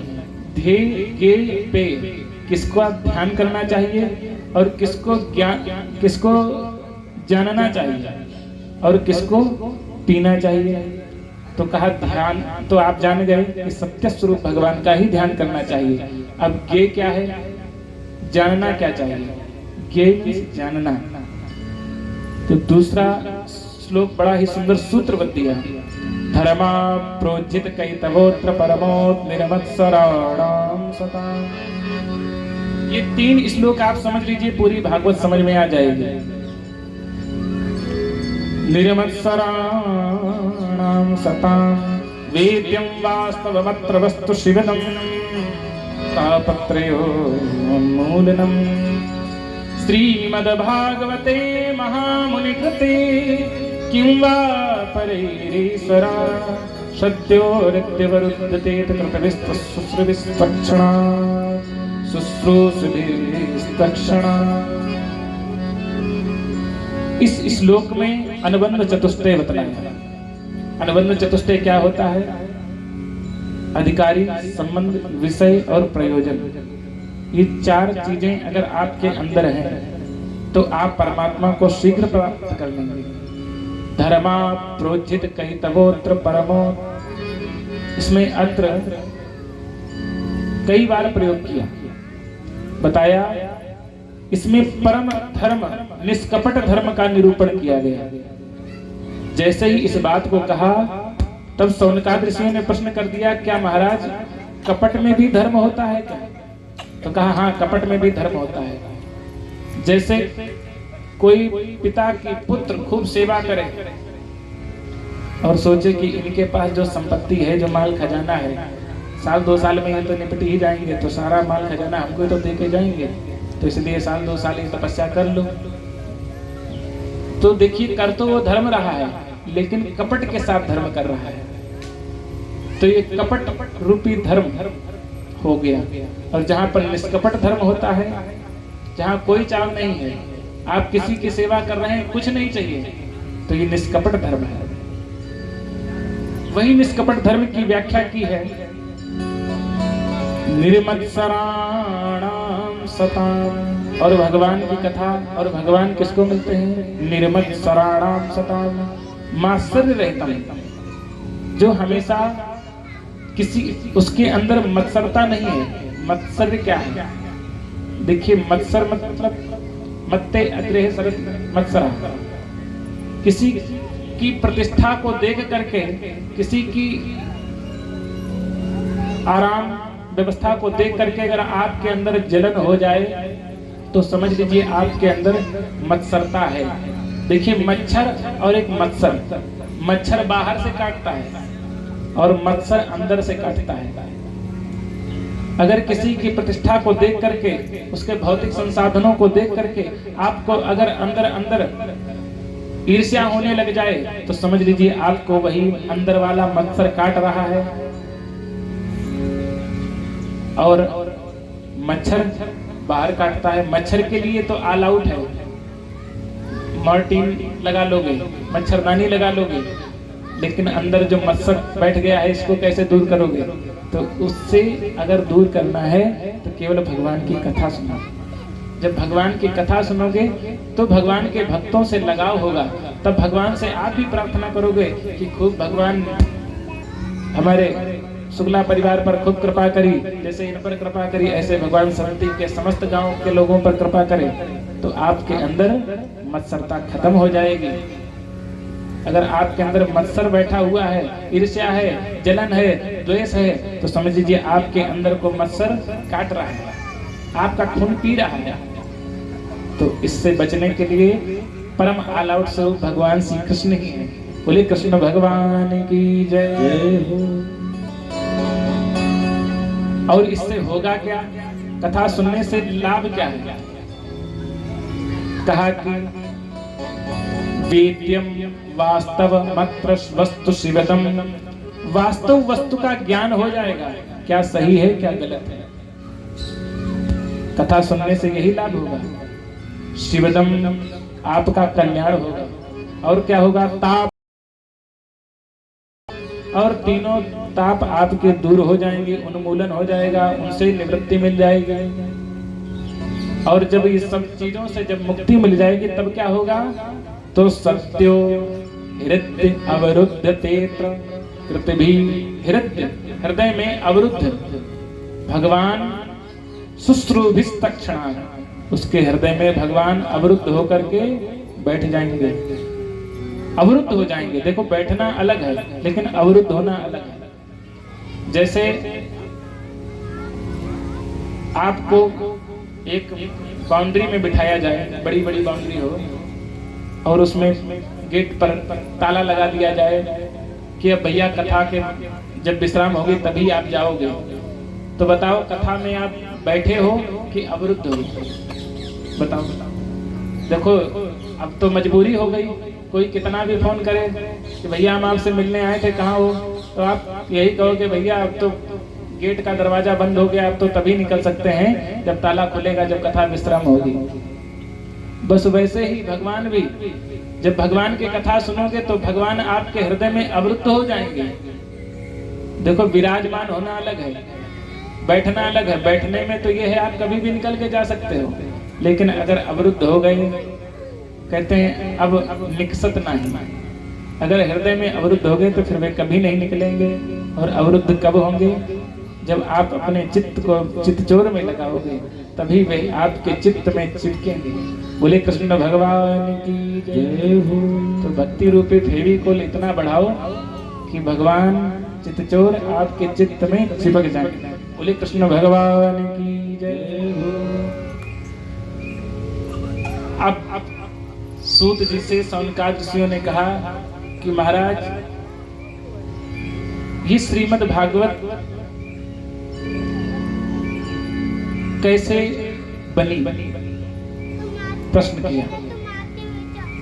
तब कहा कि देखो, ये श्रीमद् भागवत एक बार की बात है कि व्यास जी 17 पुराणों को रच करके उनको संतोष नहीं मिला, तो बड़े अन्मनस्क बैठे हुए थे। उसी समय नारद जी आए। नारद जी ने पूछा, अरे व्यास जी, आप परम विद्वान हो, भागवत स्वरूप हो, आप इतने चिंतातुर क्यों हो, ऐसे मुंह लटकाए करके क्यों बैठे हो? तब कहा कि नारद जी, बढ़िया, तो पहले आसन दिया, विधिवत पूजन किया और कहा कि महाराज, हे स्वामी जी, हे नारद जी, हे मुनिवर, हे सुरर्षि, मैंने 17 पुराणों को लिखा, फिर भी मुझे संतोष नहीं मिला। तब कहा कि देखो, तुमने 17 पुराणों में भगवान कृष्ण के छोटे छोटे चरित्र लिखे, लेकिन उनका विस्तार से कहीं भी वर्णन नहीं दिया।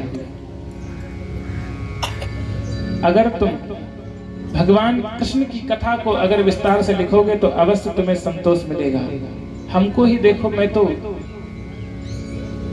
गंधर्व था, बहुत ही सुंदर गायन करता था। एक बार की बात है, देव सभा में मैंने लौकिक गायन किया, जिसके कारण मुझे साथ दे दिया गया और मैं दासी पुत्र होकर के मेरा जन्म हुआ। मेरी माँ संतों की सेवा करती थी, भोजन बनाती थी और भोजन कराती थी। भोजन करने के बाद जब संत महात्माओं की जो जूठन बचती थी, वही मैं प्रसाद प्राप्त कर लिया करता था, वही मेरी माँ प्राप्त करती थी, जिससे कि मेरी बुद्धि शुद्ध हो गई। एक दिन की बात है, भगवान से मैंने प्रार्थना की कि मैया के स्नेह में मैं बंधा हूँ, भजन पूजन नहीं हो पाता है। तो भगवान ने एक दिन ऐसी कृपा करी कि वो मैया गाय दुहने गई थी कि उसी समय उसको सर्प ने डस लिया। थोड़ा दुख हुआ, फिर सोचा कि भगवान की ही कृपा है, क्योंकि भगवान चाहते हैं कि तुम इस मोह से दूर रहो। तो भगवान ने बढ़िया अवसर दिया है।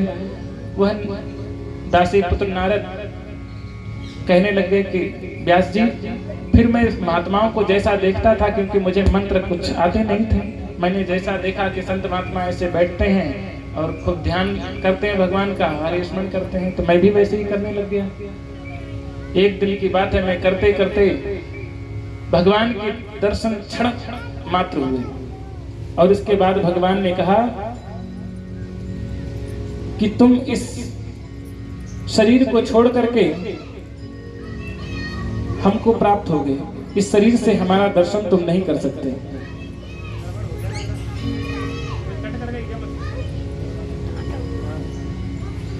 बोले कृष्ण भगवान की जय। अब भगवान ने कहा, एक प्रलय होगी, नैमित्तिक प्रलय। उस प्रलय में जब तुम्हारा शरीर छूट जाएगा, इसके बाद ही तुम मुझे प्राप्त हो सकोगे। एक दिन की बात की ऐसा समय आ ही गया और प्रलय हुई। उस प्रलय में ब्रह्मा जी के श्वास के द्वारा उनके शरीर में प्रवेश कर गए नारद जी, और नारद जी भगवान में विलय हो गए। और ब्रह्मा जी के साथ भगवान में विलय होते ही दूसरे जन्म में हमारा ब्रह्मा जी के मानसिक पुत्र होकर के हमारा जन्म हुआ। और फिर भगवान ने हमें सुंदर एक वीणा दी और उसी वीणा को लेकर के आज मैं आप लोगों के बीच नारायण नारायण करते हुए घूमता हूँ। बोले नारायण भगवान की जय हो।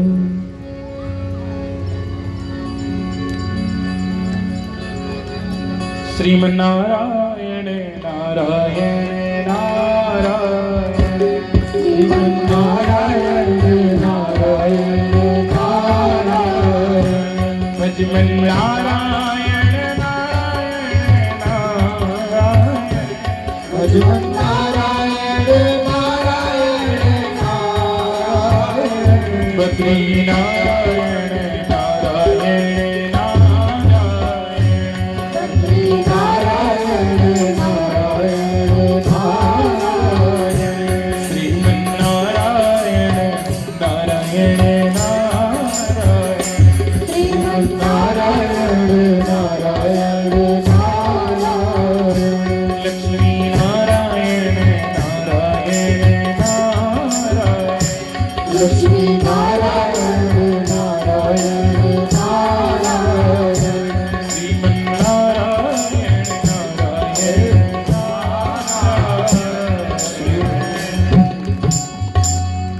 इस प्रकार से जैसे ही सुना,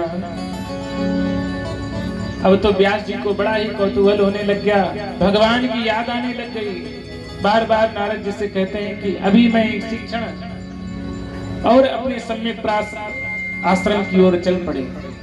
भगवान का चिंतन किया और चिंतन करते ही उनको दिव्य ज्ञान हो गया।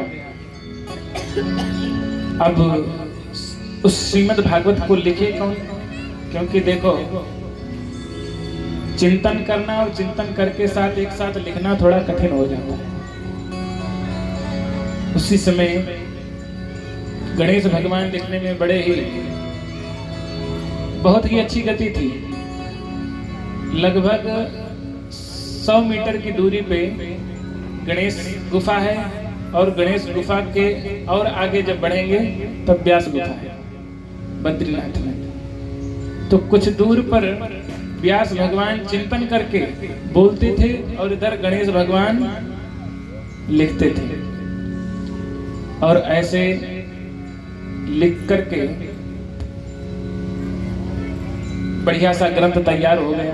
और जब ग्रंथ तैयार हो गया तब अब सोचे अब इसका प्रचार प्रसार कैसे हो। तो उनकी सुंदर पत्नी बिटका देवी थी, जिससे श्री सुखदेव जी का जन्म हुआ। ये सुखदेव जी कौन थे? कौशिकी संहिता में बड़ी ही विस्तार से कथा है। सुखदेव भगवान राधा रानी के बड़े ही प्रिय सुख थे। जिस समय राधा रानी अपनी लीला के लिए वृंदावन धाम आना चाहेंगे अपने गोलोक धाम से, तो उसी समय वह सुख रोने लग गया कि मैया जब आप चली जाओगी तो हम कैसे रहेंगे।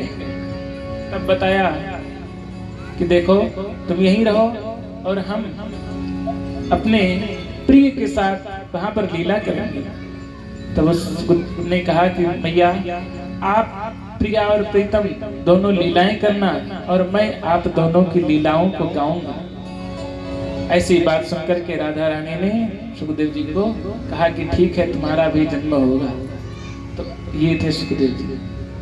दूसरी कथा आप लोगों ने खूब सुनी होगी, अमर कथा,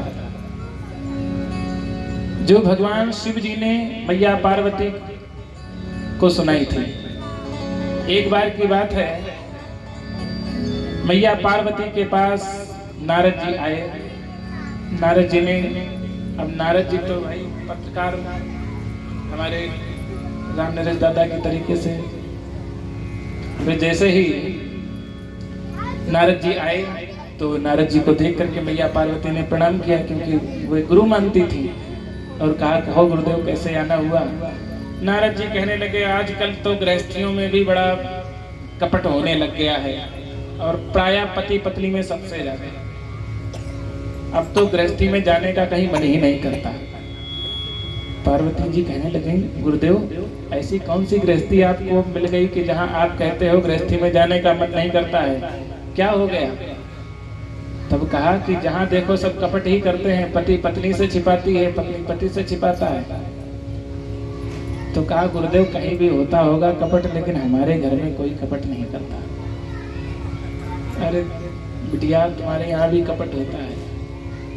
गुरुदेव हमारे यहाँ कपट, हमारे यहाँ कपट हो ही नहीं सकता।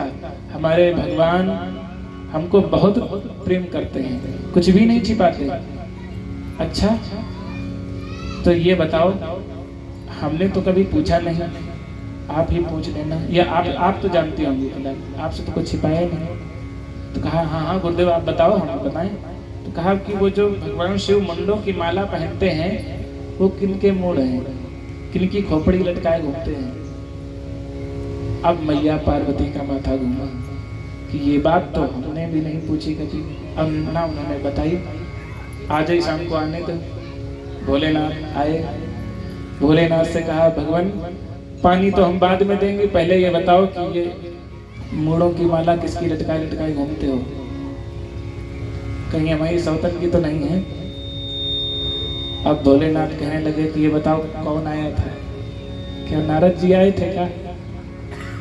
तुम हमारे गुरुदेव से ही हमेशा चिढ़ते रहते हो, पहले ये बताओ कि ये सिर किसके हैं।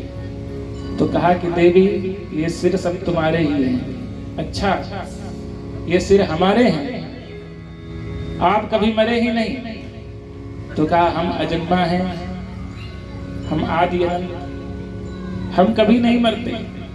तो कहा हम फिर क्यों मरते हैं।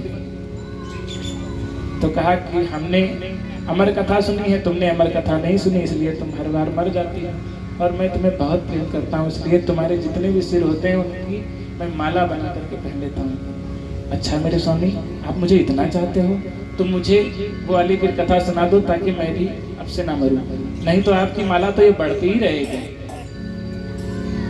भोलेनाथ ने कहा कि ठीक है, लेकिन ये कथा केवल हम तुमको ही सुनाएंगे। कहा कि ठीक है।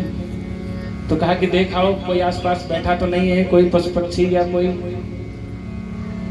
क्योंकि और कोई सुन लेगा तो वह अमर हो जाएगा।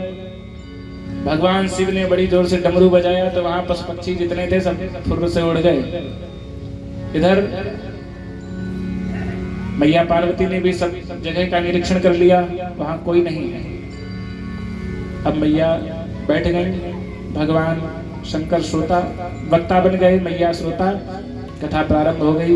भोलेनाथ ने एक और शर्त रखी कि तुम जब तक हुंकारी नहीं भरोगे तब तक हम कथा नहीं सुनाएंगे, हुंकारी भरते रहना। जैसे गांव में जब कथा होती थी, आज भी होती है, कहते भैया एक राजा था,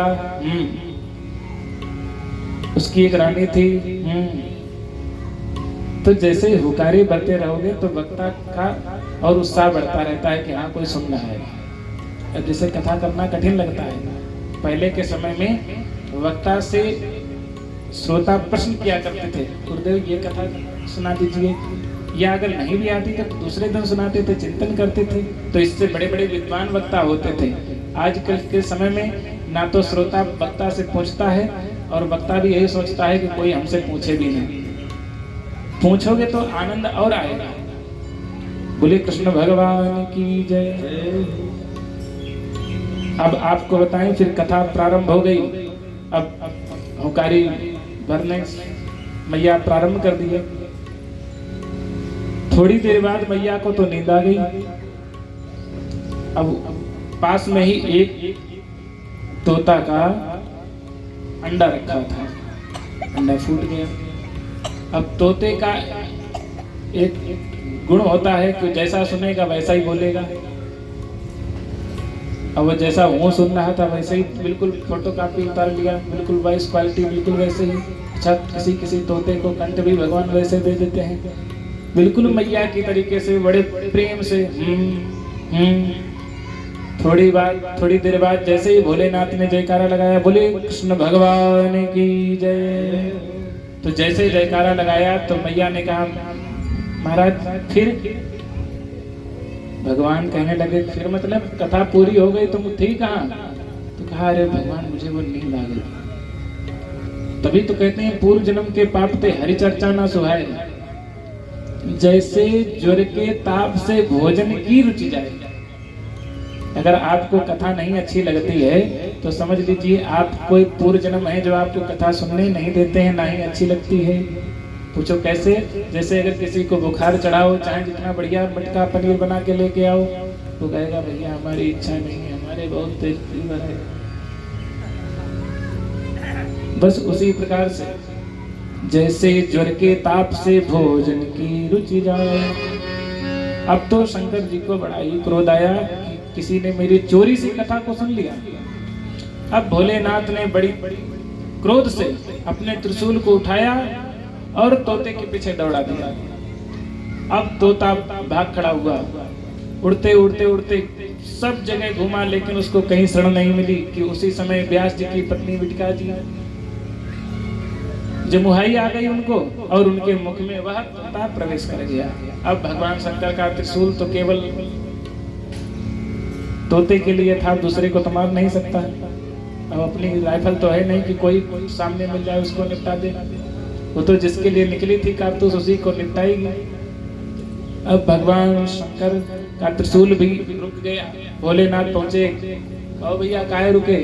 तो पता चला कि वो तोता तो व्यास जी की पत्नी बिटका जी के पेट में चला गया। व्यास जी आए, कहने लगे भगवान आपका त्रिशूल किसको मारने आया है? तो कहा उस तोते को। क्यों? उसने हमारी अमर कथा को सुन लिया। व्यास जी बड़े प्रेम से मुस्कुराए। वह तोता अगर बाहर आ गया तो उसे आप मार दोगे? हाँ, मर जाएगा। अब शंकर जी चुप हो गए।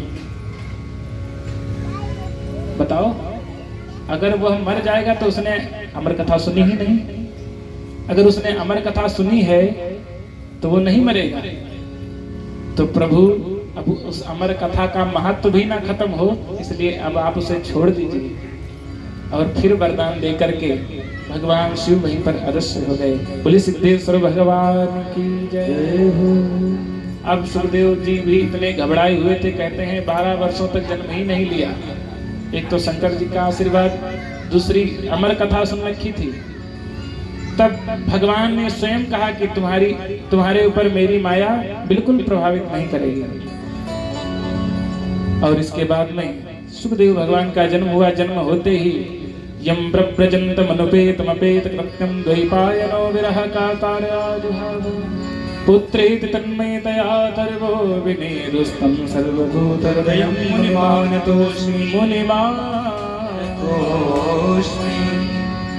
यम प्रव्रजन्तमनुपेतमपेत कृत्यं, जो चले जा रहे हैं वन की ओर, अपेत कृत्यम, अपेत कृत्यम संस्कार रहितम, जिनका अभी कोई नालक छेदन भी नहीं हुआ है, बड़े छोटे से हैं। और इधर व्यास जी रोकते हैं, बेटा रुक जाओ रुक जाओ, लेकिन वे नहीं रुक रहे हैं और वन को चले जाते हैं। ऐसे ही सुखदेव को संतों ने प्रणाम किया। अब व्यास जी ने सोचा कि बड़ी मुश्किल से भगवान के प्रसाद से एक संतान मिली, अब हमारी भागवत का प्रचार प्रसार कैसे हो। तब उन्होंने अपने शिष्यों को 2-2 श्लोक रटाए कि जाओ चारों दिशाओं में चले जाओ, जहां भी मेरा बेटा मिल जाए उसके सामने इन श्लोकों को गायन करना। पहला श्लोक भगवान के स्वभाव स्वरूप का, इसके बाद में स्वरूप का। देखिए, स्वरूप और स्वभाव, किसी को जानना हो तो पहले तो उसके स्वरूप को समझो, फिर उसके स्वभाव को। स्वरूप को ही बिल्कुल समझ करके उसके आसक्त मत हो जाओ, उसके स्वभाव को भी समझो। तो वह 2 श्लोकों को रट करके व्यास जी के शिष्य जैसे ही सुखदेव जी के वन में पहुंचे, अब बढ़िया सुंदर राग के साथ उन श्लोकों को गाया है। प्रथम श्लोक भगवान के स्वरूप माधुरी का वर्णन किया है। बर्हापीडं नटवर्गपुः कर्णयो कर्णिकारं बिभ्रद्वासा कनककपिशं वैजयन्ती चमालां रन्ध्रान् वेणोरधरसुधया पूरीं गोपवक्त्रैः वृन्दारण्यो सततरमणि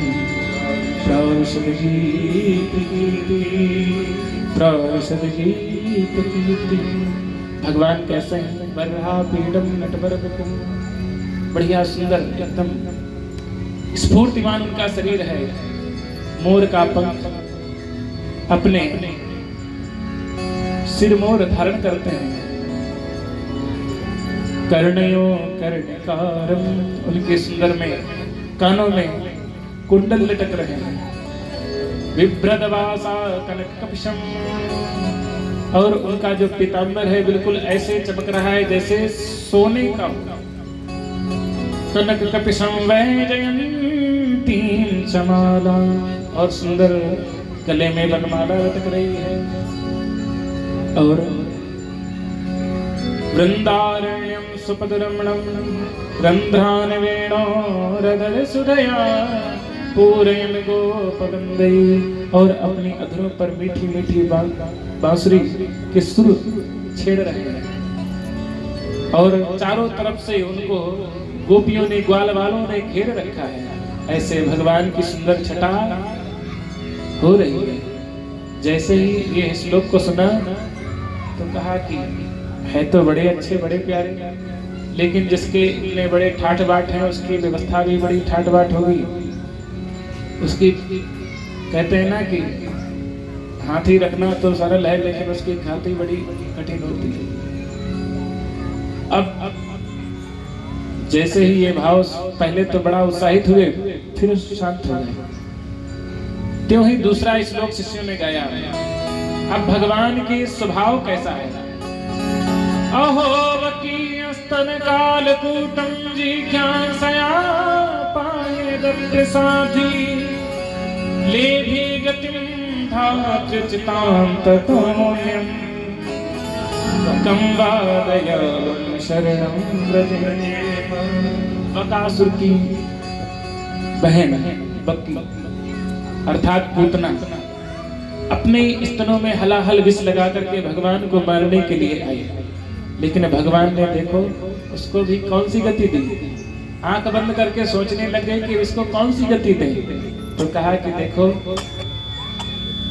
जाने अनजाने में ही सही, इसने भाव तो स्तनपान कराने का लाई है और स्तन तो केवल माँ ही पान करा सकती है, तो इसलिए इसको माँ की गति देनी चाहिए। धात्र्युताम ततोन्यम। बताओ अगर कोई किसी को जहर पिलाए तो क्या आप उसे ऐसी गति दोगे, बल्कि आप भी उसे मार ही दोगे। लेकिन भगवान न जाने कौन से गुण पर दया निधि रीझ जाते हैं। आज भगवान प्रसन्न हो गए और उसको माँ की गति प्रदान की। ऐसी जैसे ही सुनकर के अब तो दीवाने हो गए श्री सुखदेव जी और कहने लगे और सुनाओ और सुनाओ। तब कहा कि देखो और अगर श्लोकों को सुनना है तो अपने पिताजी के पास चलो, ऐसे एक नहीं दो नहीं 18,000 श्लोक आपको मिलेंगे। अब तो उनके साथ चल दिए सुखदेव महाराज और सुखदेव महाराज आकर के व्यास जी से सांगोपांग विधिवत अध्ययन कर किया। ऐसे श्रीमद् भागवत कथा का प्रचार प्रसार श्री सुखदेव जी ने परिचित जी को श्रवण कराया। अब देखो श्रीमद् भागवत की रचना कहाँ पर हुई? सरस्वती नदी के किनारे सम्यक प्रास अर्थात बद्रीनाथ क्षेत्र में। इसमें कथा किसकी लिखी गई? यमुना तटवासी भगवान श्री कृष्ण की। और इसका प्रचार प्रसार कहाँ हुआ? गंगा तक सुखताल में। तीनों नदियों का समावेश है, सरस्वती, यमुना और गंगा।